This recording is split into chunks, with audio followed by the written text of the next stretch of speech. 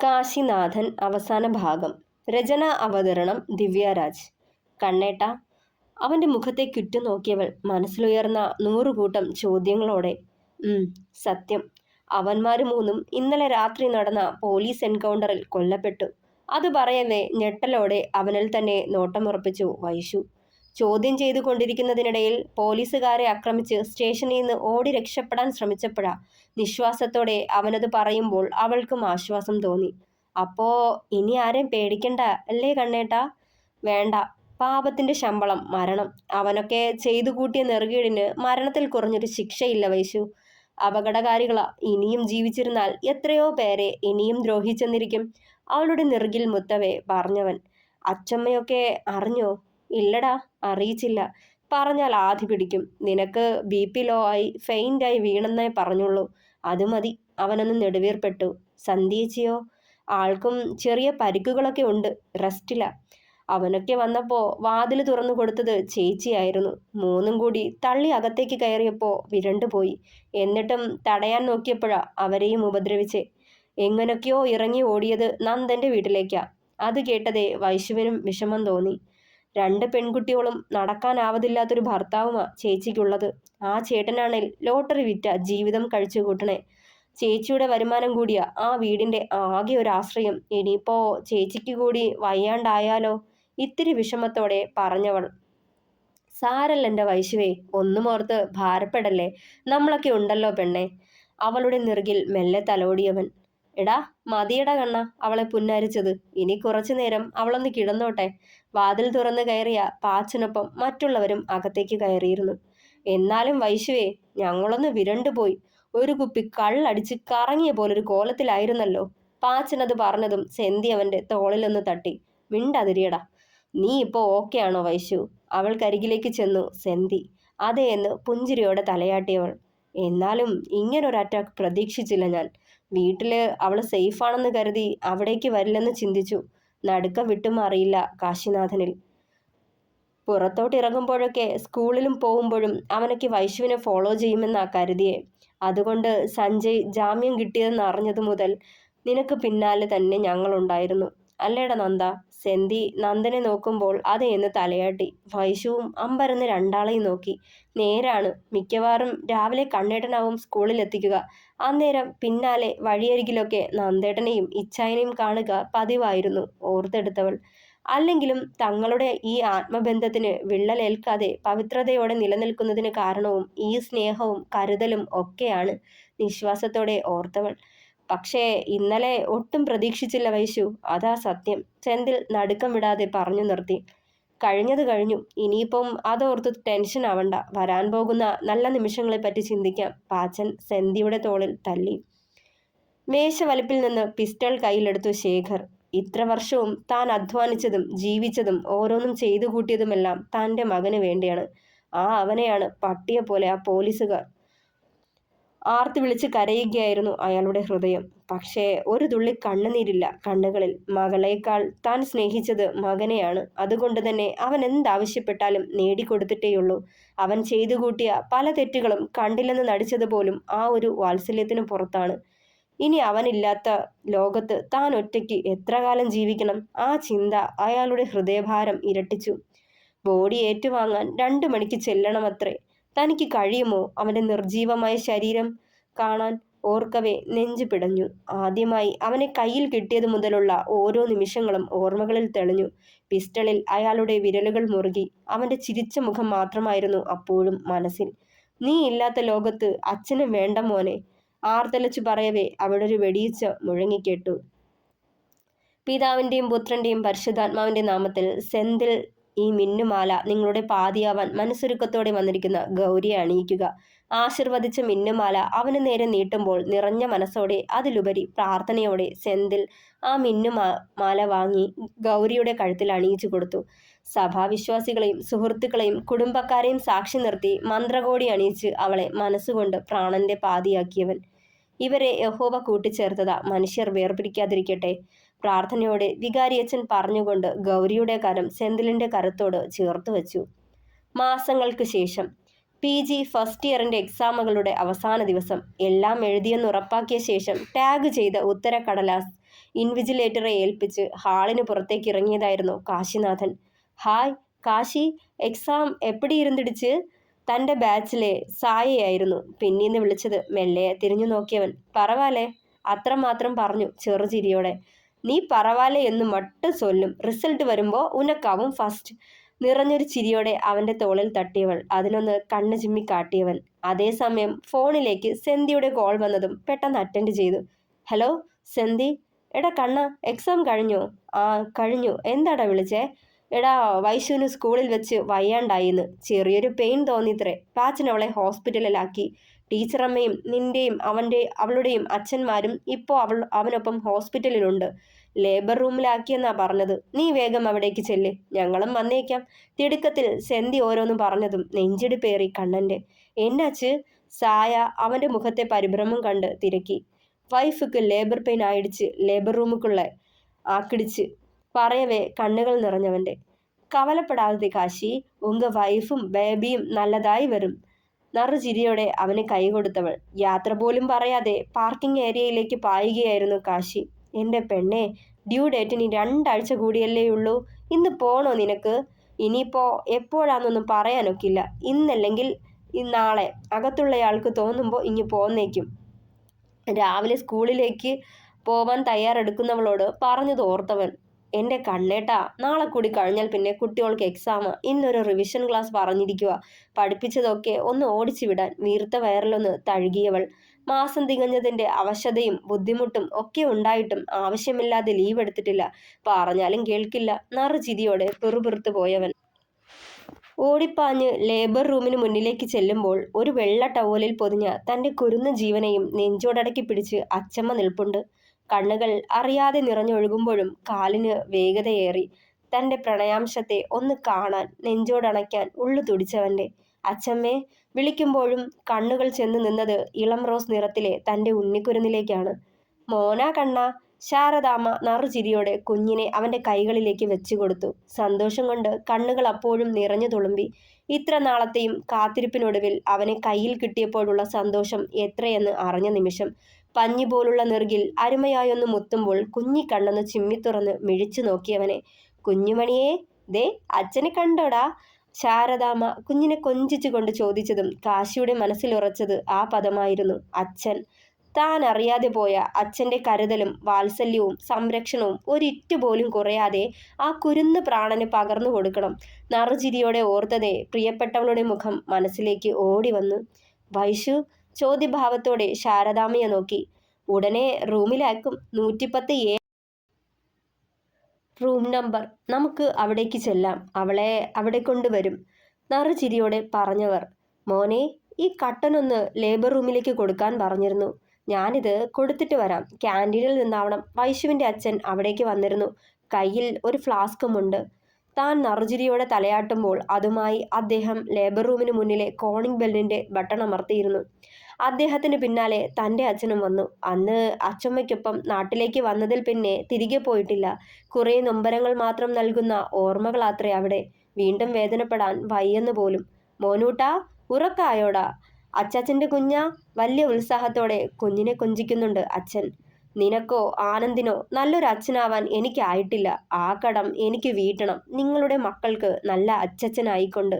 7-ാം മാസത്തിൽ വൈശുവിൻ്റെ ബേബി ഷവറിൻ്റെ അന്ന് ആനന്ദേട്ടൻ്റെ മകൻ ആദിദേവിനെ നെഞ്ചോടണച്ചു പിടിച്ച് ഞങ്ങൾ രണ്ടാളോടുമായി അച്ഛൻ പറഞ്ഞതാണ്. നെടുവീർപ്പോടെ ഓർത്തു കാശി. വീട്ടിലേക്ക് വന്നത് മുതൽ അച്ഛൻ ഒരുപാട് മാറിയിരുന്നു. മുറ്റത്തും പാടത്തും ഇറങ്ങി ജോലിക്കാർക്കൊപ്പം കൂടി കൃഷിയൊക്കെ തുടങ്ങി. വൈശുവിന് എന്തേലും ഭക്ഷണത്തിന് കൊതി പറയുമ്പോൾ തന്നേക്കാൾ വേഗത്തിൽ അവൾക്കത് എത്തിച്ചു കൊടുക്കുന്നത് അച്ഛനാവും. അന്ന് മുതലേ കണ്ടതാ ഞങ്ങളുടെ കുഞ്ഞിനെ കാണാനും താലോലിക്കാനുമുള്ള അച്ഛൻ്റെ ആഗ്രഹം.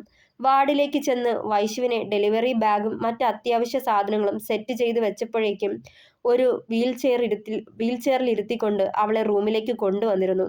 കാശിനാഥൻ വേഗം അവളെ ചേർത്ത് പിടിച്ച് എഴുന്നേൽപ്പിച്ച് ബെഡിൽ കൊണ്ടുപോയി കിടത്തി. കണ്ണേട്ടാ, മോൻ? കുഞ്ഞിനെ കാണാൻ കൊതിയോടെ വന്നിട്ട് കാണാഞ്ഞിട്ട് ചോദിച്ചു. ബ്ലഡ് ടെസ്റ്റ് ഉണ്ട്. അതിന് അച്ചമ്മ താഴേക്ക് കൊണ്ടുപോയേക്കുക. ഇപ്പോൾ വരും. നിനക്ക് കുടിക്കാൻ എന്തേലും എടുക്കട്ടെ? മെല്ലെ അവൾക്കരികിലായി ചെന്നിരുന്നവൻ. വേണ്ട, ഇപ്പോൾ കട്ടൻ കുടിപ്പിച്ചു. നമ്മുടെ മോനെ കണ്ടോ കണ്ണേട്ടാ? പറയവേ അവളുടെ കണ്ണുകൾ വിടർന്നു. കണ്ടു. കണ്ണേടനെ പോലെയാവും അല്ലേ? അവളുടെ മുഖത്ത് നിറഞ്ഞ ചിരിയായിരുന്നു. ആരെ പോലെ ആയാൽ എന്താ വൈശുവേ, നമ്മുടെ മോനല്ലേടി? അവളുടെ കവളിലൊന്ന് തട്ടിയവൻ. ഒരിക്കേ കണ്ടുള്ളൂ, പിന്നൊരിക്കൽ കൊണ്ടുവന്നു പാല് കൊടുത്തിട്ടങ്ങ് കൊണ്ടുപോയി. കണ്ണു നിറച്ച് കണ്ടത് കൂടിയില്ല. എനിക്ക് കൊതിയാവണു, പരിഭവം പോലെ പറഞ്ഞവൾ. ഈ കഴിഞ്ഞ 9 മാസത്തെ അവളുടെ കാത്തിരിപ്പിന്റെ അസഹിഷ്ണുത മുഴുവൻ ആ വാക്കുകളിൽ ഉള്ള പോലെ തോന്നി കാശിക്ക്. എന്റെ പെണ്ണെ, ഇപ്പൊ കൊണ്ടുവരുമടി. നറുചിരിയോടെ അവളുടെ നെറുകിൽ ചുണ്ടമർത്തുമ്പോൾ അടങ്ങാത്ത പ്രണയവും കടപ്പാടും ഒക്കെയായിരുന്നവന് ആ പെണ്ണിനോട്. ദേ അച്ചമ്മ വന്നൂല്ലോ. അവന്റെ കയ്യിൽ കൈകോർത്തു പിടിച്ച് കണ്ണൊന്നടച്ചതും കാശിയുടെ ശബ്ദം കേട്ടിരുന്നു. വേഗം കണ്ണു തുറന്നു നോക്കിയപ്പോഴേക്കും ഉണ്ണിക്കുരുന്നിനെ അവളുടെ അരികിലേക്ക് വെച്ചു കൊടുത്തവർ. മോളെ, നല്ലോണം പൊതിഞ്ഞു വച്ചിരിക്കൂ കേട്ടോ. അവരത് പറയുമ്പോൾ അവളുടെ കണ്ണുകൾ ചെന്നു നിന്നത് കുഞ്ഞിന്റെ കയ്യിലെ ക്യാനുലയിലാണ്. കഷ്ടാ ഇതൊക്കെ. ആ കുഞ്ഞിക്കൈയെടുത്ത് ചുണ്ടോടമർത്തി പരിഭവത്തോടെ പറഞ്ഞു. ഇതൊക്കെ ഉള്ളതാന്റെ വൈശുവേ, ഇതിനും കൂടി പരിഭവിക്കല്ലേ നീ? കാശിനാഥൻ കുറുമ്പോടെ പറഞ്ഞു. ഓ, നിങ്ങൾ ഡോക്ടർമാർക്ക് ചോര കണ്ട് അറപ്പ് മാറിയിട്ടുണ്ടാവും. നിക്കും അങ്ങനെയല്ല. മുഖവും വീർപ്പിച്ചു പിടിച്ച് അവനെ നോക്കിയിട്ട് കുഞ്ഞി ചെക്കനെ കൊതി തീരെ ഉമ്മ വെച്ചവൾ. എന്റെ വൈശൂട്ടിയെ, ഒരമ്മയായിട്ടും നിന്റെ കുറുമ്പിന് കുറവില്ലല്ലോടി. ഭരതൻ ചിരിയോടെ പറഞ്ഞു. അച്ഛേ, കുറുമ്പോടെ കവിൾ വീർപ്പിച്ചവൾ. മകൾ എത്ര പ്രായം ചെന്നാലും തനിക്കവൾ എന്നും അന്നത്തെ കുഞ്ഞി പെണ്ണ് തന്നെയാണെന്ന് ഓർത്തു. തൻ്റെ വിരൽത്തുമ്പ് പിടിച്ച് പിച്ച വെച്ച, തൻ്റെ നെഞ്ചിൻ ചൂടില്ലാതെ ഉറങ്ങാത്ത, താൻ ഊട്ടിയില്ലേൽ ഒരു വറ്റിറക്കാത്ത പരിഭവം കാട്ടുന്ന തൻ്റെ കുറുമ്പി. ആ ഓർമ്മയിൽ ഒന്ന് പുഞ്ചിരിച്ചയാൾ. 3 വർഷങ്ങൾക്ക് ശേഷം. വൈശു, എൻ്റെ സ്ഥിതി എവിടാ? മേശപ്പുറത്തിരുന്ന സകലമാന സാധനങ്ങളും പെറുക്കി മാറ്റി നോക്കിയിട്ടും സ്റ്റെതസ്കോപ്പ് കണ്ടു കിട്ടാതെ വൈശുവിനോടായി വിളിച്ചു ചോദിച്ചു കാശിനാഥൻ. കണ്ണേട്ടൻ്റെ ബാഗിനുള്ളിലുണ്ടാവും. അവനുള്ള ചോറ് പൊതിയും എടുത്ത് ഓടിപ്പാഞ്ഞു വന്നതായിരുന്നു വൈശു. ദാ നോക്കിയേ, ഇതിനകത്തില്ലാടി. ബാഗ് തുറന്ന് കാട്ടിയവൻ. പിന്നിത് എവിടെ പോയി? റൂമിന്റെ മുക്കും മൂലയും അരിച്ചു പെറുക്കിയിട്ടും സ്റ്റെതസ്കോപ്പ് കിട്ടിയില്ല. അച്ചച്ചാ, ശ്വാസം നേരെ എടുത്തേ, അകത്തോറ്റ് വലിച്ചെടുത്തേ. താഴെ നിന്ന് വേദൂട്ടൻ എന്ന തങ്ങളുടെ പൊന്നോമനയായ വേദാംശ് കാശിനാഥന്റെ കൊഞ്ചല് കേട്ടു. ജനാലയ്ക്കൽ നിന്നവൾ പുറത്തേക്കൊന്ന് നോക്കി. പുറത്തെ ചായ്പിന്റെ തിണ്ണയിൽ ചന്ദ്രൻ ഇരിപ്പുണ്ട്. അയാളുടെ മടിയിൽ കയറിയിരുന്നു കൊണ്ടാണ് ചെക്കന്റെ കൊഞ്ചൽ. കണ്ണേട്ടാ, സ്ഥിതി കിട്ടി. പൊട്ടിവന്ന ചിരി കടിച്ചു പിടിച്ചുകൊണ്ട് താഴേക്ക് ചൂണ്ടിയവൾ. കാശിനാഥൻ വേഗം ചെന്ന് ജനാല വഴി താഴേക്ക് നോക്കി. താൻ ചെയ്യുന്നത് കണ്ട് സ്റ്റെതസ്കോപ്പ് അച്ചാച്ചന്റെ നെഞ്ചത്ത് വെച്ച് പരിശോധിക്കുകയാണവൻ. പ്രശ്നം ഒന്നുമില്ല കേട്ടോ, ഞാൻ മെഡിസിൻ എഴുതാം, മാറിക്കോളും. ചന്ദ്രന്റെ തോളിൽ തട്ടി കാശി പറയുന്ന അതേ സ്റ്റൈലിൽ പറയുന്നവനെ തന്നെ നോക്കി നിന്നു രണ്ടാളും. ഇതാ പറയണത്, മത്തൻ വെച്ചാൽ കുമ്പളം മുളക്കില്ലാന്ന്. ചിരിയടക്കി പിടിച്ച് വൈശു പറഞ്ഞതും അവളുടെ കയ്യിൽ പിടിച്ച് വലിച്ച് നെഞ്ചോടടക്കി പിടിച്ചു കാശി. ഇത് തന്നെയാടി നിക്കും പറയാനുള്ളേ. കാണാനേ എന്നെ പോലുള്ളൂ, കയ്യിലിരിപ്പ് മുഴുവൻ നിന്റെയാ. അയ്യോടാ, ആരുടെ കയ്യിലിരിപ്പ്? കുറുമ്പോടെ ചോദിച്ചതും അവളെ ചുമരിലോട് ചേർത്ത് നിർത്തിയവൻ അവളുടെ നെറുകിൽ അമർത്തിയൊന്ന് ചുംബിച്ചു.